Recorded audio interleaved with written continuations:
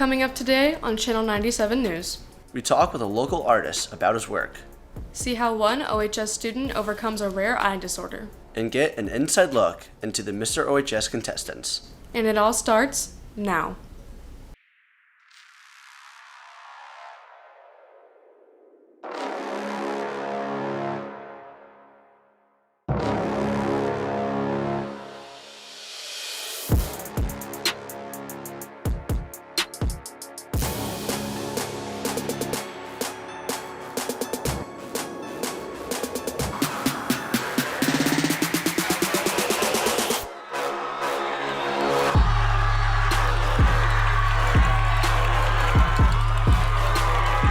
Welcome to this edition of Eyes on the Tigers, Channel 97 News. I'm Andrew Rudd.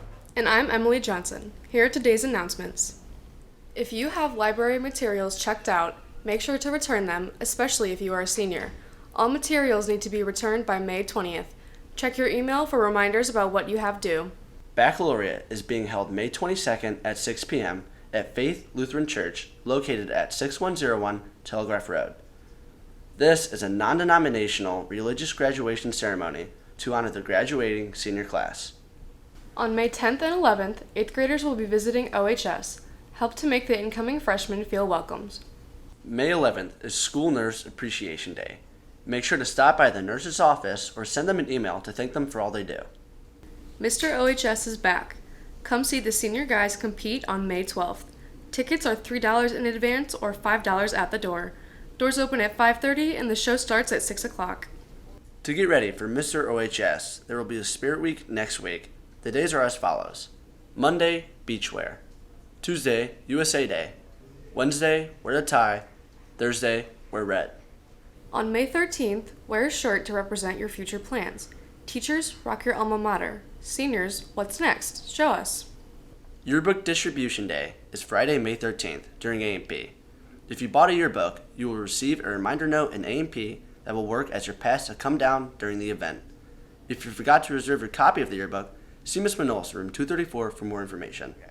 In our first story, we take a look at an OHS golfer who has to overcome challenges more than just the game.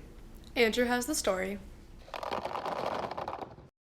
Bryce Kesslering is a student here at Oakville and has made the varsity golf team since his freshman year. I've played since I was roughly 4. I've been playing competitive golf for about 6 years, 8 years, something like that.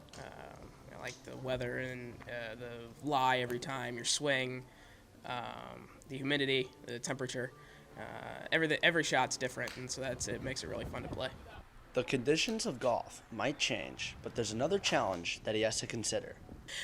So I have a rare eye condition to where my right eye is completely blind. It's called morning glory with detached retina. And so, I can't see anything out of my right eye. Everything changes from where the ball is in my stance. It's different, harder for me to tell. I've always had people there to urge me to keep going, even though it's difficult to sometimes when, maybe it does hold me back a tad. But I've been fortunate and have people there to push me through it. So it's permanent. It's the way I was born with it, and it's here to stay. I'm Andrew Rudd for Channel 97 News. Bryce sure puts a lot of time into golf. You know who else puts a lot of time into their passion? Local artist Don Langeneckert.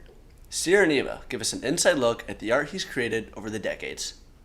Oakville resident Don Langeneckert has had a career in art spanning over 70 years, but every artist has to come from humble beginnings, and Don is no exception. Well, like I said, I was always drawing, and I came from a family that were all workers, carpenters, bricklayers, mechanics. My whole family thought I was nuts, but I went into the Army when I was 18, and I ended up in Casablanca, North Africa. Some soldiers came down from Algiers when we were just getting ready to leave the Army, and I had all these little pencil sketches, and one of the soldiers said, "Oh, you're a commercial artist." And I said, "What's a commercial artist? I never heard of it." I decided right then that's what I wanted to do. So as soon as I got back to the United States and signed up at Washington University and went to art school.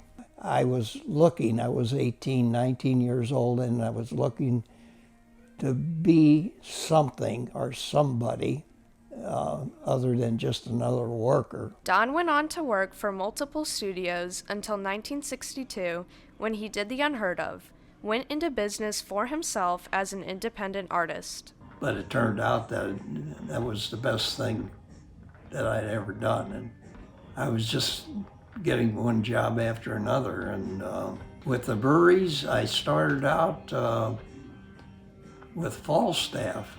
And then Falstaff went out of business. And but by that time, I was doing work for Anheuser-Busch. I did the first Stein, and it was a success. I ended up doing 75 beer steins over the years. I did a lot of work for Purina, doing animals. I did a lot of cattle, dogs. There was 187 dogs that I had painted, so for the veterinarian's offices. Along with talent and skill, Don believes one other thing has helped him out. I have just been so lucky all my life. I'm doing what I like to do, and I kept making more money at it. With Sierra Bradley, I'm Eva Beidel for Channel 97 News. I wish I was as talented as Don. Unfortunately, not everyone's an artist.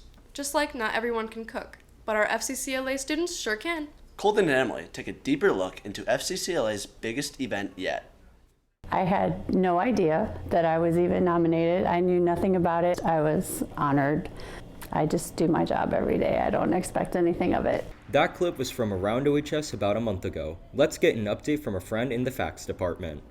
We are working on prep for the Employee of the Year event. We were asked to do a dessert hour for, it's going to be 200 people that RSVP'd. It's Mardi Gras themed. So we're doing chocolate covered strawberries, we're doing mini cheesecake bites, little key lime bites, chocolate covered pretzels, mini cannolis, those are gonna be fun, and mini king cakes.